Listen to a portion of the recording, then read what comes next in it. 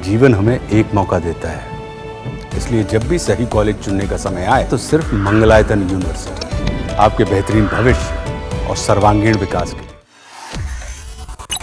तो खबर असीम मुनीर को लेकर, जो कि लंच पर पहुंचे डोनाल्ड ट्रंप से मुलाकात करने के लिए। मुनीर और ट्रंप की बैठक में क्या हुआ वो डिटेल आना भी बाकी है, लेकिन इधर भारत में राजनीति चरम पर पहुंच गई है। इसे लेकर जयराम रमेश ने प्रधानमंत्री मोदी पर, भारत सरकार पर हमला बोला और इसे लेकर अब जवाब आया है बीजेपी की ओर से। बीजेपी के सांसद हैं निशिकांत दुबे, उन्होंने जयराम रमेश पर जमकर हमला बोला है। सबसे पहले तो इस पर बात करें, हमारे साथ पल्लवी मौजूद है।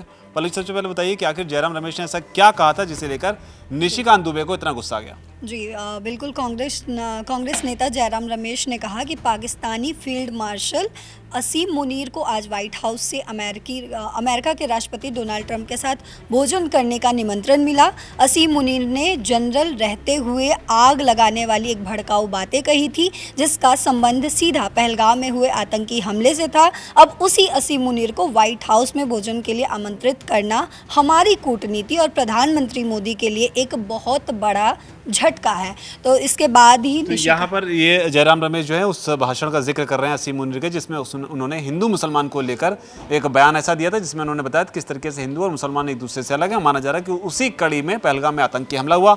अब जब जयराम रमेश ने इस तरह की बात मुनीर को लेकर कही है, भारत सरकार पर निशाना साधा है, इस पर अब निशिकांत दुबे ने क्या कहा? जी, निशिकांत दुबे ने सबसे पहले कहा कि आप समझिए, अब अमेरिका का राष्ट्रपति किसके साथ बैठेगा, उठेगा, किसके साथ खाना खाएगा, अपनी बेटी और बेटा की शादी कहाँ करेगा, क्या ये भारत तय करेगा? वहीं दूसरा सवाल ये है कि एक इस्लामिक राष्ट्र ईरान के ऊपर अटैक हुआ है। इस्लाम की बात करते हैं तो आज ही मैंने कहा कि प्लेन का रडार देख लीजिए तो उसमें आपको दिखाई देगा कि अमेरिका के 100 से ऊपर फाइटर प्लेन जो हैं वो पाकिस्तान के एयर स्पेस के ऊपर हैं। पूरी दुनिया को पता है कि पाकिस्तान का एयरबेस उन्होंने अमेरिका को दे रखा है। ये पहली बात उन्होंने कही। उसके बाद उन्होंने न्यूज़ एजेंसी ANI से भी बात की है और उन्होंने कहा है कि अगर अमेरिका का कोई गुलाम हो गया, चमचा हो गया या अमेरिका को किसी ने अपना देश बेच दिया तो भारत वो काम नहीं करेगा।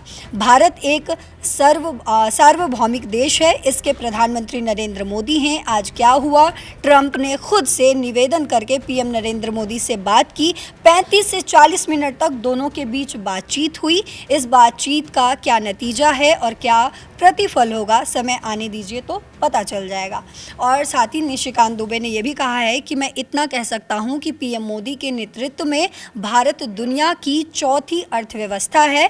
भारत को नज़रअंदाज करके दुनिया में कोई भी पॉलिसी नहीं बन सकती है और इसीलिए सबको ये भरोसा होना चाहिए कि हम मजबूत थे, हम मजबूत हैं और मजबूत रहेंगे और पूरी दुनिया हमारे साथ खड़ी है। तो ये पूरी बात जो है निशिकांत दुबे जयराम रमेश पर भड़कते हुए बोले हैं। तो ये बड़ा बयान निशिकांत दुबे का, और एक ऐसे दौर में जब जयराम रमेश ने एक स्टेटमेंट जो है वो दिया था जिसमें उन्होंने हमला बोलते हुए बीजेपी पर निशाना साधा, जिसमें उन्होंने कहा था कि इस तरीके से डोनाल्ड ट्रंप की तरफ से या व्हाइट हाउस की तरफ से जो प्रेस रिलीज जारी की गई वो भारत सरकार की ओर से जो विक्रम मिस्री ने कहा उससे मैच नहीं करती है। लेकिन बाद में उन्हें माफ़ी मांगनी पड़ी क्योंकि पता चला कि जिस बिहाफ पर वो स्टेटमेंट अपना फॉर्म कर रहे थे वो दरअसल अभी का है ही नहीं, वो जनवरी 2025 का मामला था, जिसके बाद जयराम रमेश ने माफ़ी मांगी। लेकिन ताज़ा मामले में अब निशिकांत दुबे जो हैं वो जयराम रमेश पर भड़कते हुए नजर आ रहे हैं और साफ तौर पर कह रहे हैं कि किस तरीके से अमेरिका क्या करेगा, कहाँ अपने बेटा बेटी की शादी करेगा, ये भारत तय नहीं करेगा। इस पर आप क्या कहते हैं? आपकी जो भी राय नीचे कमेंट सेक्शन में जरूर लिखें। धन्यवाद।